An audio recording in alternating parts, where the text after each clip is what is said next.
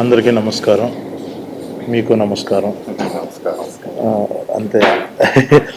So ఇప్పుడు నేను first of all నన్ను ఇలాగ ఇంటర్వ్యూ అని పిలవంగానే నీకు ఒక విషయం చెప్పాలి. ఒక ట్విస్ట్ ఇస్తా. ఇప్పుడు బేసిక్గా మీది థ్రిల్లర్ కాబట్టి ఒక ట్విస్టులతో ఓపెన్ చేద్దాం. మ్యాటర్ ఏంటంటే నేను అడిగాను అనమాట, ఇంటర్వ్యూ చేయాలి అది ఇది అనగానే, ఇప్పుడు ఏముంటాయి గురు క్వశ్చన్లు అనగానే, there are 2 types of interviews అనమాట. సో ఒకటి ఏంటనంటే సినిమా గురించి తప్ప అన్ని పర్సనల్ గురించి, వాళ్ళ వెనకాల ఉన్న కాంట్రవర్సీల గురించి, ఇది వీటి గురించి మాట్లాడే పంచాయతీ ఒకటి. సో అవన్నీ నేను ఇటు మాట్లాడతాను, సినిమా గురించి ఇటు మాట్లాడతాను. సో ఇంకొకటి ఏంటి అని అంటే అచ్చంగా సినిమా గురించే మాట్లాడటం. ఇప్పుడు సినిమా గురించి మాట్లాడాల్సింది వచ్చేటప్పటికి మనకి ఎట్లా ఉంటుంది అంటే, మీకు ఎలా ఉంది తనతో వర్కింగ్ ఎక్స్పీరియన్స్, నీకు ఎలా ఉంది ఆయనతో వర్కింగ్ ఎక్స్పీరియన్స్, ఈ కథ ఎప్పుడు చెప్పారు, ఏ లొకేషన్లో చెప్పారు, ఏమనిపించింది, ఇవి వస్తాయి క్వశ్చన్లు అని చెప్పి, ఇలా కాదు నేను సినిమా చూసి మాట్లాడతాను అని చెప్పా. సో నేను సినిమా చూసాను అనమాట ఆల్రెడీ. అది అది పరిస్థితి. నేను సినిమా చూసా. ఎందుకు ఎందుకు ఏ పెద్ద భూత ఏంటి ఏంటి నేను చూడకూడదు ఏంటి సినిమా? ఎందుకు సార్? లేదు చెప్పాలి, అలా చెప్తే బాగుంటది కదా అని. అంతే. ఎవరికి బాగుంటది సార్? నాకు బాగుంటది కదా. చూసాను. నేను ఎప్పటి నుంచి అడుగుతున్నాను, 1 month నుంచి అడుగుతాను, చూస్తానని. ఓకే. నేను ఇంకా ఫైనల్ కాపీ రెడీ అవ్వలేదు చెప్తున్నాను. ఓకే. అలా ఏం లేదు, మన ఇంటర్వ్యూ బాగా రావాలని చూపించాను. సరే ఓకే, మన ఇంటర్వ్యూ మొదలు పెట్టేటైతే మీరు ఎంతైనా ఒకటే అన్నా కదా. సో ఫస్ట్ ఒకటి చెప్పు నాకు. ఫస్ట్ నాకు ఈ పోస్టర్ చూడంగానే ఆడపిల్లనే అయితే ఏంటంట. సో ఇది నీ ఐడియానా డైరెక్టర్ ఐడియానా? ఇప్పుడు నీ ఉద్దేశంతో రాసుకున్నావు ఆడపిల్లని అయితే ఏంటంట అని. అంటే ఈ వర్డ్స్ డైరెక్టర్ గారు లేదో నాకు తెలియదు, కానీ ఐడియా డైరెక్టర్ గారే. బట్ ఐ థింక్ దాని తర్వాత నన్ను చూసి, నాతో వర్క్ చేసి, క్యారెక్టర్ది నాది రిలేటబిలిటీ చూసి అది పెట్టారేమో అని నేను అనుకుంటున్నాను. మీరేమంటారు? 100% స్క్రిప్ట్ లెవెల్లో ఈ డైలాగ్ లేదు. Okay okay. అంటే ట్యాగ్ లైన్ లేదు. ఓకే. బట్ వర్కింగ్ టైంలో క్యారెక్టర్ని ఎలా ప్రజెంట్ చేద్దాం ఆడియన్స్ అన్నప్పుడు ఐ థాట్ సౌమ్య అనే క్యారెక్టర్ని ఇలా సమ్మరైజ్ చేయొచ్చు అని అనిపించింది. యాక్చువల్గా నిజం చెప్పాలంటే సౌమ్య గారు చాందిని కూడా అలా సమ్మరైజ్ చేయొచ్చు. Okay okay. సౌమ్య కన్నా చాందిని ఎలా డిఫైన్? ఆడపిల్లని అయితే ఏంటంట అన్నది సినిమా మధ్యలో సౌమ్య క్యారెక్టర్ని జనానికి ఎలా ప్రజెంట్ చేద్దాం అనుకున్నప్పుడు can we summarise her in a single line అన్నప్పుడు వచ్చిన ట్యాగ్ లైన్ అనమాట. But I have to say that it's just not Soumya's tag line, it is also Chandini's tag line. ఆడపిల్లనే అయితే ఏంటంట అన్నది it's also her tag line. So అయితే ఇప్పుడు మీరు ఒక్కొక్క క్యారెక్టర్కి ఒక్కొక్క నేను సరిపోనా అని చెప్పేసి వశిష్ఠ క్యారెక్టర్ పోస్టర్ కానీ, అశురెడ్డికి ఒకటి అదేంటిది నా బాడీ సూపర్ డీలక్స్ కదా, నా బాడీ సూపర్ డీలక్స్. సో ఇలా డిఫైన్ చేసుకుంటారు కదా. సో ఇప్పుడు ఫస్ట్ ఒక ఏవం అనే సినిమాని ఫస్ట్ లుక్ పోస్టర్ దగ్గర నుంచి ప్రొజెక్ట్ చేస్తున్న విధంగా దీన్ని డే 1 నుంచి మీరు ఒక ఫీమేల్ ఓరియంటెడ్ సినిమా లాగానే చూసారా? లేదండి, అంటే ఐ డోంట్ నో సందీప్, ఈ ఫీమేల్ ఓరియంటెడ్ థ్రిల్లర్ ఈ వర్డ్స్ తర్వాత వస్తాయి అనుకుంటా. నేను ఫస్ట్ రాసింది కథ. ఆ కథ రాసినప్పుడు నేను ఇంటర్వల్ బ్యాంగ్ ఇలా ఉండాలి, ప్రీ క్లైమాక్స్ ఇలా ఉండాలి, క్లైమాక్స్ ఇలా ఉండాలి అని రాసుకోలేదు. సౌమ్య, యుగంధరు, అభి, ఆషు అన్న క్యారెక్టర్ క్రియేట్ చేసుకుని ఆ క్యారెక్టర్లతో కూర్చుని భోజనం చేసి, డైన్ చేసి, వాటితో వాకింగ్ చేసి నా మనసులో ఇలా సో క్యారెక్టర్స్ని పూర్తిగా డైజెస్ట్ చేసుకున్నాను. So I know so much about Soumya. తన నానమ్మ నుంచి నాకు హిస్టరీ ఉంది. సో నేను కథ రాసినప్పుడు ఆ ఇనీషియల్ ప్రిమైజ్లోకి వెళ్ళిన తర్వాత what would Soumya do, what would Yugandhar do, what would ఆషుడు అన్న క్వశ్చన్ నేను వేసుకుని ఆ క్వశ్చన్ ఆన్సరే నా నెక్స్ట్ సీన్ అవుతా వచ్చిందనమాట. సో అందులో ఆ సీన్లు క్లియర్గా రావాలంటే clear definition of the character చాలా అవసరం. So character is a very diverse complex thing, but you have to condense it to something to a clear motive of the character. So ఒకలా చూస్తే కనుక ఈ ట్యాగ్ లైన్సే కాదు అవి, ఆ క్యారెక్టర్ మోటివ్స్ కూడా అవి. హారిక నా బాడీ సూపర్ డీలక్స్ ఎందుకు అంది అన్నది ఆ క్యారెక్టర్ మోటివ్ అది. అలాగే యుగంధర్ నేను సరిపోనా అన్నది హిజ్ మోటివ్ ఆల్సో. సో అలా వచ్చినాయి. అంటే ఒక రకంగా చెప్పాలంటే అలవోకగా వచ్చినాయి. నేను ముందుగా పోస్టర్ ఇలా డిజైన్ చేద్దాం అనుకుని చేసిన పని కాదు ఇది. దాని తర్వాత మన బ్రీఫ్లోని ఇట్లోని మార్కెటింగ్ టీమ్స్ ఇట్లా ఉన్నప్పుడు వాళ్ళకి ఇది నచ్చి సరే ఇలా చేద్దాం అని వాళ్ళు టేకప్ చేసి వాళ్ళ ముందు తీసుకెళ్ళి. సో మీకు వచ్చిన ఆ ఫస్ట్ ఒక మన ఇన్స్టింక్ట్ ఒకటి చెప్తుంది కదా, నువ్వు ఇప్పుడు నాకు మన ఇద్దరికి నెరేషన్ అయిన తర్వాత నువ్వు నాకు దాని నుంచి నువ్వే, సో ప్రతి యాక్టర్కి ఆ కథ విన్న తర్వాత దీని నుంచి నా ఎక్స్పెక్టేషన్స్ ఏంటి, దీని తర్వాత నాదేంటి కెరీర్, నేను ఇప్పుడు ఇలాంటి క్యారెక్టర్ చేస్తున్నా, దీని తర్వాత నాకు ఇలా జరిగితే బాగుండు ఇలాంటిది అని చెప్పేసి నువ్వు దీంట్లోంచి ఏం చూసావు ఈ సినిమాలోంచి ఇప్పుడు నువ్వు చేయడానికి? I still remember basically narration అవుతున్న లెట్సే ఒక 60% 70% పాయింట్లోని is when I realise that I want to do this film. ఈ సినిమా చేయాలి అని నాకు ఆ టైంలో అనిపించింది. There are couple of unexpected points. మనం సినిమా ఒకలా వెళ్తుంది అనుకుంటాం.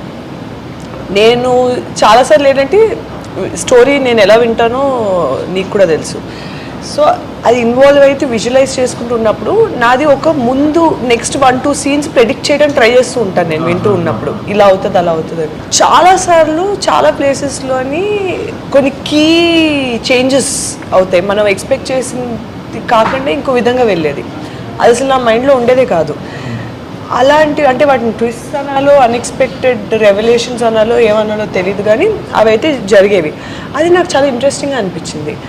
అండ్ ఈ అమ్మాయి క్యారెక్టర్ ఆర్క్ నాకు నచ్చింది. అంటే ఒక ఈగర్నెస్, అమ్మాయి ఒకరిని ఇన్స్పిరేషన్గా తీసుకుని వచ్చి ఎలా అయినా మార్కులు కొట్టేయాలి, ఎలాగైనా నాలో ఇంత సత్తా ఉంది నేను చూపించుకోవాలి, that eagerness to show her capabilities.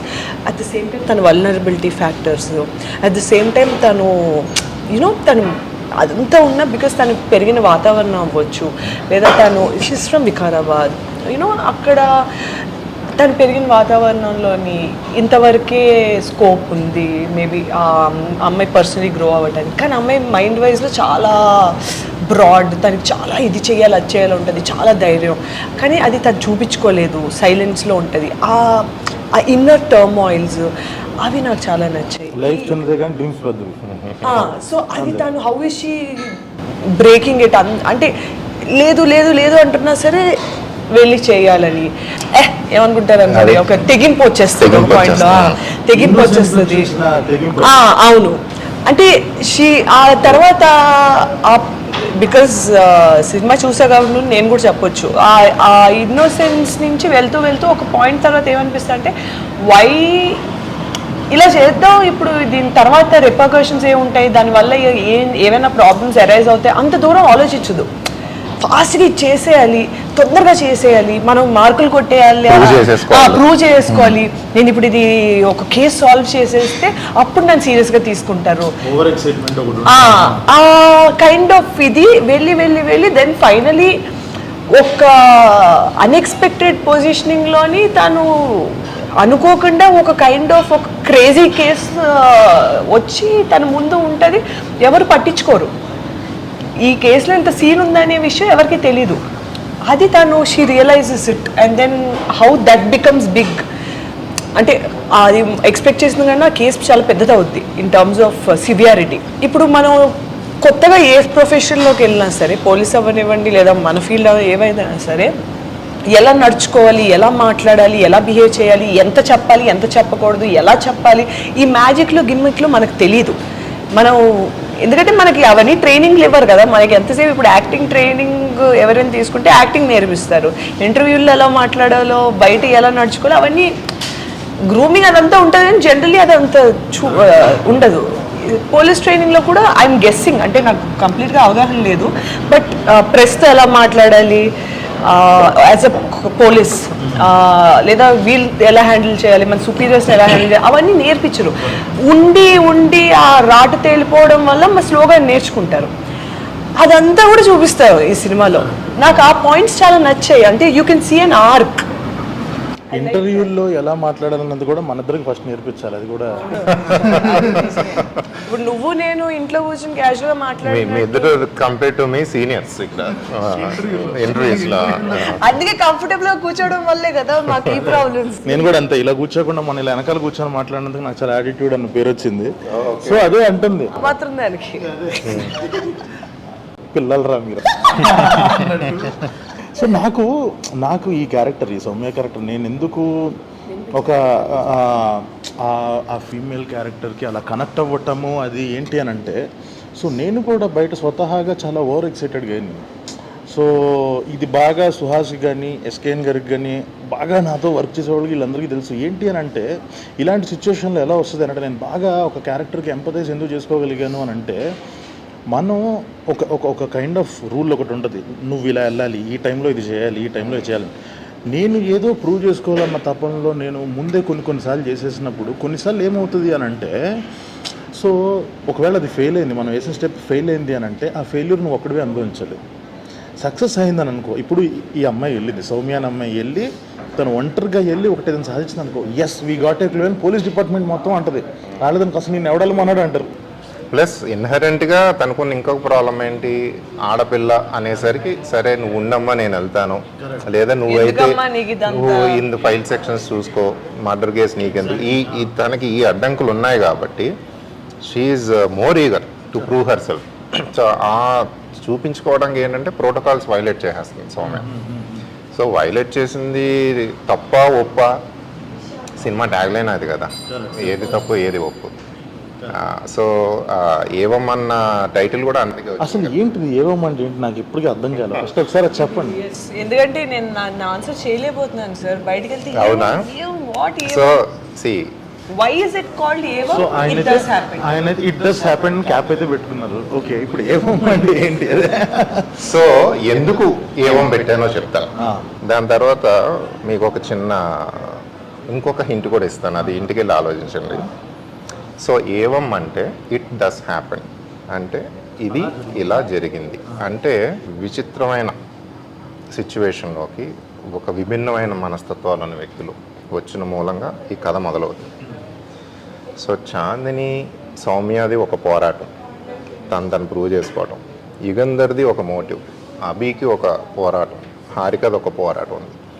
So ఇందులో జరిగిన సంఘటనలన్నీ వీళ్ళ మూలంగా, వీళ్ళ మోటివ్స్ మూలంగా జరుగుతాయి.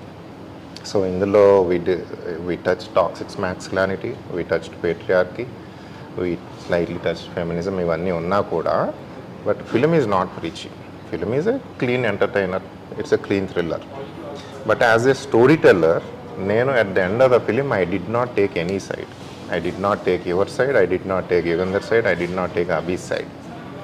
So that is why I said I want the audience to take that side. Cinema చూసిన తర్వాత this is gonna be an entertainer, it's going to entertain you. Your 2 hours are not gonna be wasted, you will be entertain. But once you are entertain there is something more to think about it. It is up to you to take that side. ఆ side మీరే తీసుకోండి.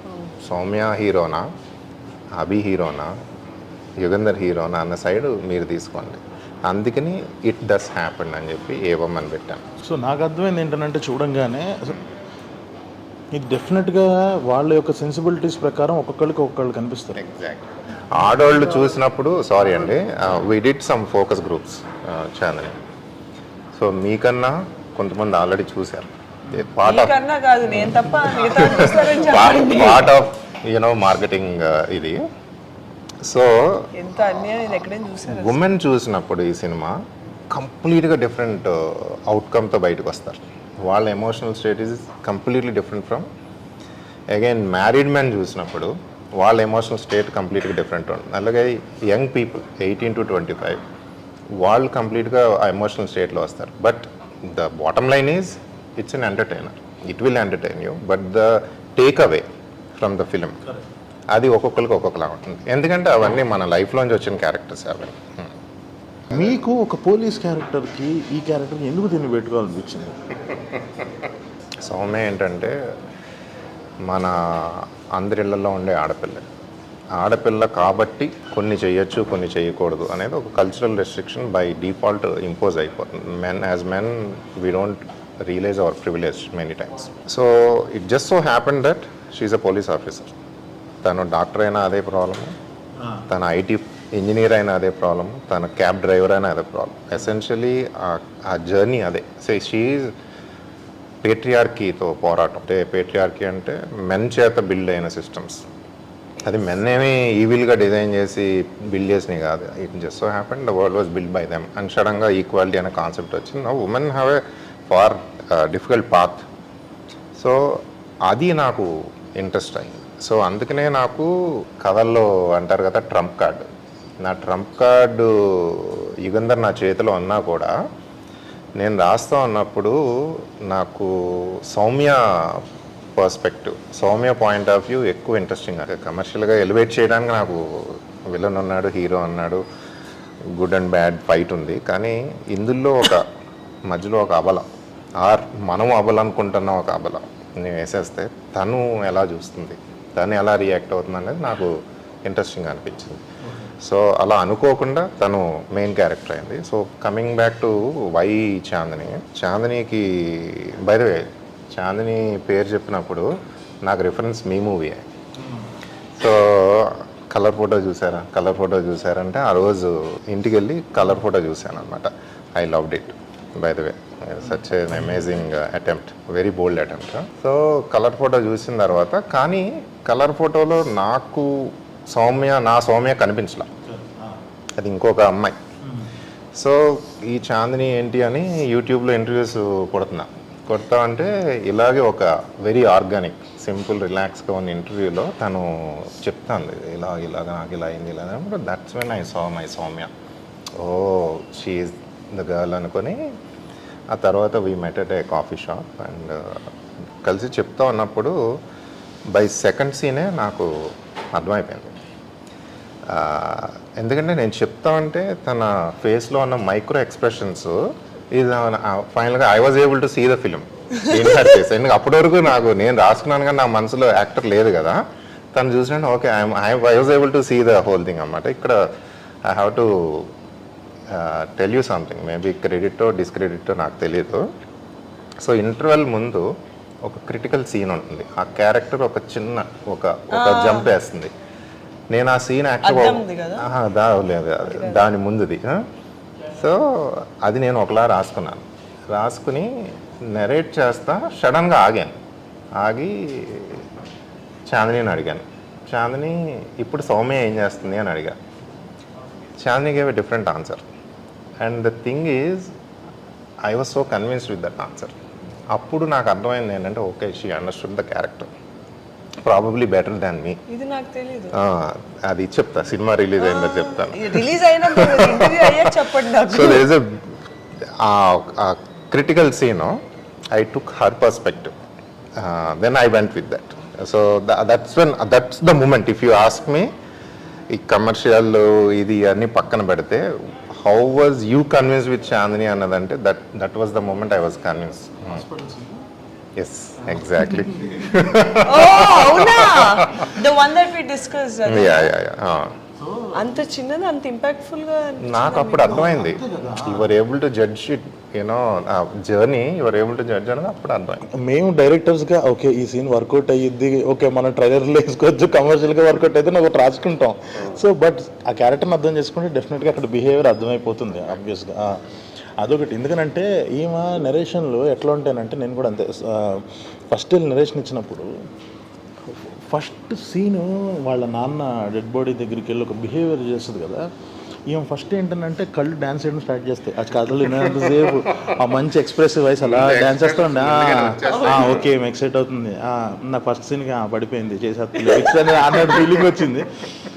ఎక్కడో confidence తీసేసింది అంటే one second ఏంటి నిజంగా నువ్వే రాసావు మొత్తం అని అంటుంది. ఎవడన్నా అడుగుతాడు అలాగా. అదే ఓకే కంటిన్యూ. ఇదేం క్వశ్చన్, దిక్కుమాలిన క్వశ్చన్. అదే. సో అలాగా. బట్ మీరు అన్నది కరెక్ట్. మీరు కాస్టింగ్లో చేసిన ది బెస్ట్ చాయిసెస్లో ఎలాగైతే ఎందుకనంటే చాలా ఇప్పుడు ఒక క్యారెక్టర్, ఒక ఫీమేల్ క్యారెక్టర్కి వాళ్ళకి బలుపు ఉంది, ఇది కొంచెం ఒక కైండ్ ఆఫ్ అంబిషన్ ఉంది ఇది అని వేరే వాళ్ళకి చాలా డైలాగులు చెప్పలేము, కానీ తినకైతే వర్కౌట్ అయిపోతాయి కొన్ని ఎక్స్ప్రెషన్స్లోనే. సునీల్ అన్న తిను ఎదురెదురుగా కూర్చొని మాట్లాడుకుంటుంటారు. It is like 1-on-1 scene. So నాకు తెలుసు ఇదేంటి చెయ్యి మడిస్తే కండపడాలి, నవ్వితే బుగ్గ మీద సొట్టపడాలి, గాలికి జుట్టు ఎగరాలి, ఇలాగా ఒక బ్యూటీని డిఫైన్ చేసే సీన్ ఒకటి ఉంటుంది. అది it was completely different thing అప్పుడు దానికన్నా ముందు. బట్ ఏంటంటే ఆయన కౌంటర్స్కి తినిస్తున్న రియాక్షన్స్కి అర్థమైపోయింది, ఓకే ఏం ఆల్రెడీ మండిపోయి ఉంది, క్లియర్గా అర్థమైపోతుంది, ఇంకెందుకు ఈ డైలాగులన్నీ రాయటం అని చెప్పి జస్ట్ ఒక డైలాగ్తో ఉంచా. సో ఇందులో కూడా సో అలాగా తనకి ఒక వర్కౌట్ అయ్యింది కాస్టింగ్ పరంగా. మీకు కూడా చాలా సీన్లలో ఎంత అంబిషియస్గా ఉంది, ఎంత ఓవర్ ఎక్సైటెడ్గా ఉంది, ఎంత ఇన్నోసెన్స్ని కూడా కొన్నిసార్లు ఒక మనిషిని ఎంత హెల్ప్ చేస్తుంది అయింది. బట్ మీరు చేసిన ఇంకో బెస్ట్ డెసిషన్ ఏంటి అని అంటే వశిష్ఠ క్యారెక్టర్, యుగంధర్ అనే క్యారెక్టర్ ఫెంటాస్టిక్ జాబ్. అసలు అది తినేస్తున్నాడు, అసలు కనిపించినప్పుడల్లా అలా స్క్రీన్ మొత్తాన్ని తినేస్తున్నాడు తను అసలు. అంటే తన వాయిస్ కానీ, అంటే తను Kannada actor but still Telugu అంత బాగా డబ్బింగ్. ఎందుకంటే యాక్చువల్ డైలాగులు తెలుగులో రాసిమ్మనేవాడు, తెలుగులోనే చదివి తెలుగులోనే చెప్పేవాడు. సూపర్ అసలు. అంటే ఆ పవర్ కనిపించింది లాస్ట్లో 1-on-1 పడినప్పుడు, ఒక ప్రొటాగనిస్ట్కి ఒక యాంటాగనిస్ట్కి ఇలా పడినప్పుడు ఇద్దరు పోటీ పడుతున్నారు. 1-on-1 కాన్వర్జేషన్లు ఉంటాయి కదా మీ ఇద్దరికి. సో అది ఉన్నప్పుడు మాత్రం చాలా బాగా ఓకే, ఏదో చిన్న వీళ్ళిద్దరు ఏదో యాక్టింగ్ కాంపిటీషన్ పెట్టుకున్నారు, వీళ్ళిద్దరు ఏదో ఒకళ్ళనొకళ్ళు డామినేట్ చేసుకోవడానికి ట్రై చేస్తున్నారు అన్నది చాలా బాగా కరెక్ట్ చాలా బాగా చేశారు ఇద్దరు. ఇంకొకటి నా పర్స్పెక్టివ్లో ఈ సినిమా గురించి వస్తే, ఫస్ట్ నుంచి చూస్తున్నంతసేపు okay okay good good good okay వెళ్తుంది మంచిగానే అవుతుంది, కానీ నాకు ఇంటర్వెల్ చాలా మంచి హై ఇచ్చింది, ఫెంటాస్టిక్ హై అసలు. అంటే నాకు ఓకే నేను దీనికి ప్రిపేర్ అవ్వలే ఓహో అన్న ఫీలింగ్ వచ్చింది. సో నాకు ఇంటర్వెల్ దగ్గర నుంచి నేను చాలా చాలా అంటే ఒక గ్లూ అదేంటి అతుక్కుపోయి కూర్చుంటాము సీట్లు కానీ అంటారు కదా, అలాగా కూర్చొని ఇంకప్పటి నుంచి నాకు సినిమా మీద ఒక పర్స్పెక్టివ్ వచ్చింది. ఓకే మనం ఇక్కడ నుంచి దీనికి ప్రిపేర్ అవ్వాలి సెకండ్ హాఫ్లో అన్న ఫీలింగ్ అయితే వచ్చింది. ఫెంటాస్టిక్ జాబ్ అండి, చాలా బాగా చేశారు. సో ఇప్పుడు మీరు చెప్పండి, ఇప్పుడు ఎలాగో ఇంకా రిలీజ్కి రెడీ అవుతుంది కాబట్టి ఇది చిన్న సినిమా అనుకుంటున్నారా పెద్ద సినిమా? మీ కైండ్ ఆఫ్ డెఫినేషన్లో ఒక చిన్న సినిమా అంటే ఏంటి? ఆ జానర్ ఒక రంగా డిఫైన్ చేసి పైకి తీసుకొచ్చిన వన్ ఆఫ్ ద యాక్టర్స్లో చాలానే కాదు. He's talking about small film ఏంటి ఇప్పుడు దీని పరిస్థితి. సో నిన్ను చాలా మంది క్వశ్చన్లు అడుగుతారు కదా, ఏంటి మీరు అన్ని చిన్న సినిమాలు చేస్తున్నారు, మీకు ఎందుకు పెద్ద సినిమా పడట్లేదు, కమర్షియల్ సినిమాస్ ఎందుకు రావట్లేదు? సో ప్రతి ఒక్కళ్ళకి ఇప్పుడు ఒక్కొక్కళ్ళకి ఒక పర్స్పెక్టివ్ ఉంటుంది, చిన్న సినిమా అంటే ఇది, పెద్ద సినిమా అంటే ఇది. అంటే పచ్చిగా చెప్పాలి అని అంటే జనాలందరి దృష్టిలో చిన్న సినిమా అయినా మనకి at that point of time మన అందరికీ కలర్ఫుల్ ఉన్న చాలా పెద్ద సినిమా, కెరీర్లో డిఫైన్ చేసే సినిమా అది. సో నాకు ఒకటి ఉంటుంది, ఒక స్టేట్మెంట్స్ ఇచ్చినా సరే మనకి తెలుసు మనం ఎంత బిలీవ్ చేసాం ఫ్రమ్ డే వన్ అప్పుడు. Correct, exactly. అంటే మనకు వచ్చిన బడ్జెట్స్ కానీ మనకు వచ్చిన కష్టాలు కానీ అసలు అలాంటి వాటితో మనకు అవుట్పుట్ లిటరలీ మా రిజల్ట్స్ అన్ని చూసి ఇంకా నేషనల్ అవార్డ్తో వచ్చిన తర్వాత అట్లీస్ట్ నాకేమనిపించింది అంటే పడ్డ కష్టం అన్నిటికీ దేవుడు చూసి ఇచ్చినట్టు అనిపించింది నాకైతే. ఎందుకనంటే బేసిక్గా ఆ సినిమా వేరే వాళ్ళు చేస్తే ఇంకొంచెం బడ్జెట్లు అలా పెట్టి చేసేవాళ్ళు. ఎందుకనంటే మనందరం ఒక చిన్న షార్ట్ ఫిల్మ్ యూట్యూబ్లో అందరినీ ఫ్రీగా చూస్తారు, బట్ మేము ఏ రోజు అది ఓటీటీకి అన్నట్టు చేయలే, పెద్ద స్క్రీన్ అన్న ఎక్స్పీరియన్స్ అన్నట్టు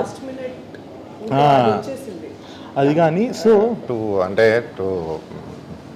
Chandini I'm jumping the gun here to answer your question Sandeep. చిన్న సినిమానా పెద్ద సినిమానా ఇదంతా రిలీజ్కి ముందు ఉన్న న్యూస్ అండ్ పర్సెప్షన్. ఒక్కసారి థియేటర్లోకి వెళ్ళి కూర్చున్న తర్వాత, ఒక్కసారి క్యారెక్టర్స్కి మనం హుక్ అయిన తర్వాత ఇట్ డజంట్ మ్యాటర్.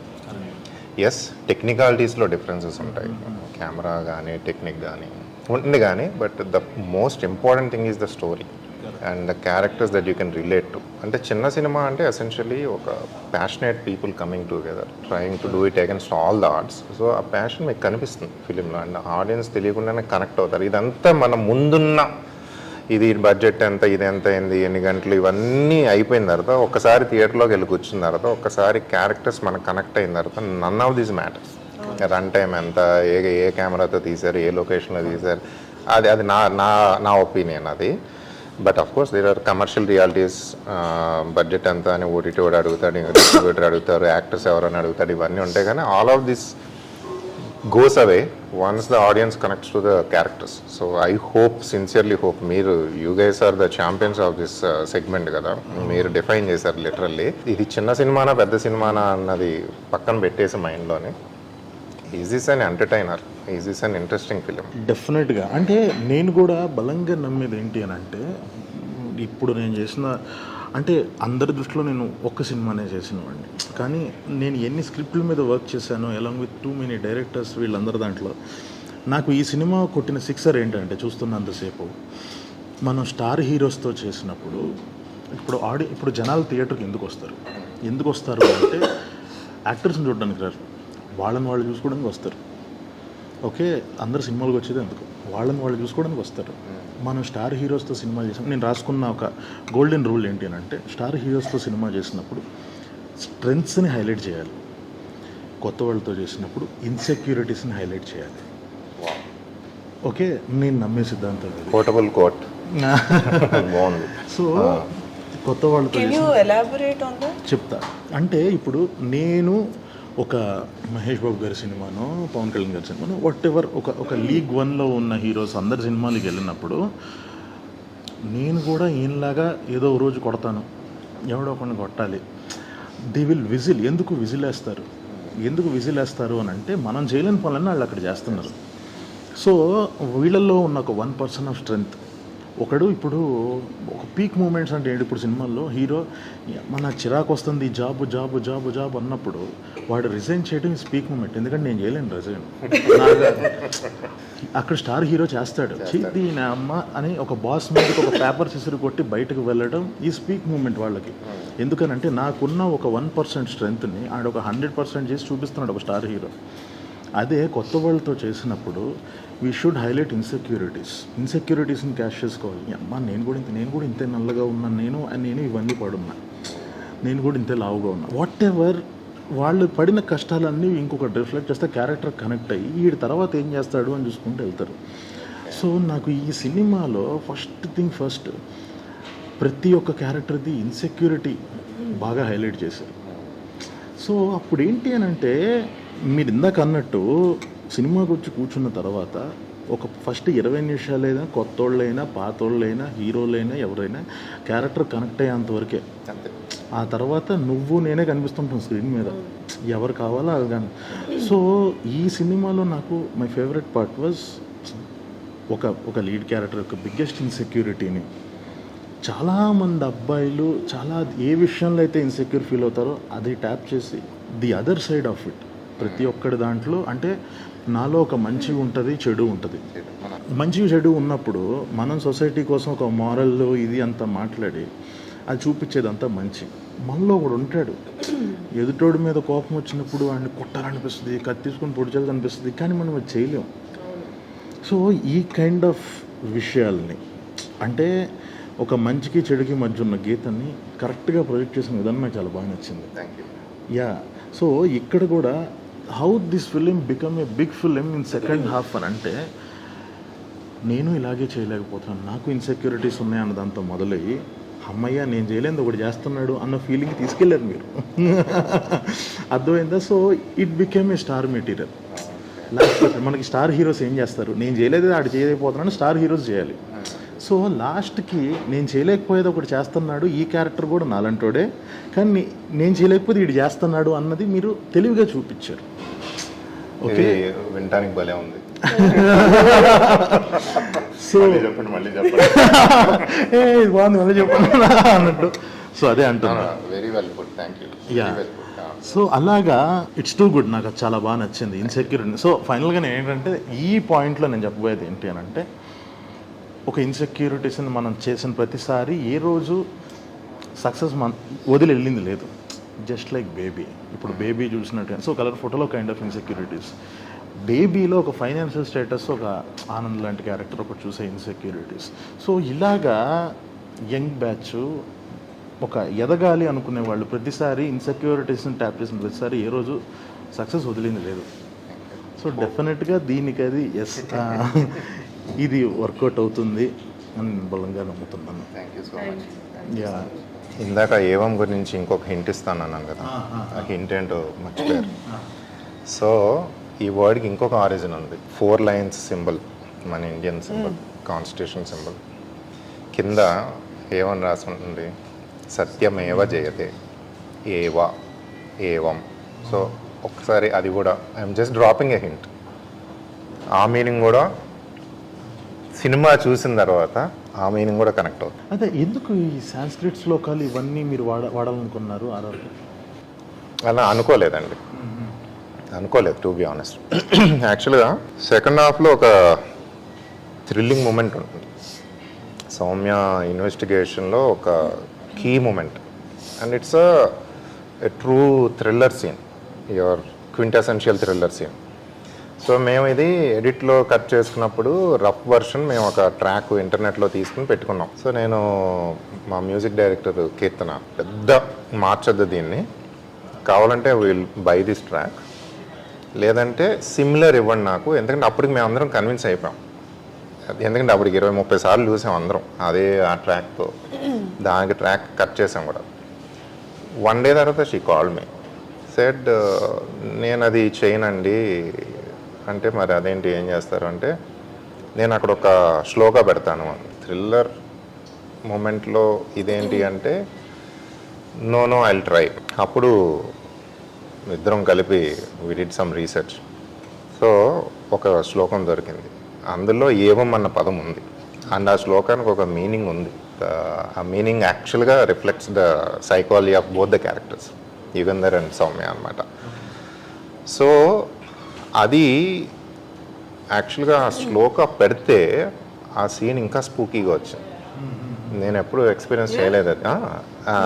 అది కంప్లీట్ డిఫరెంట్ ఎక్స్పీరియన్స్ వచ్చింది అన్నమాట.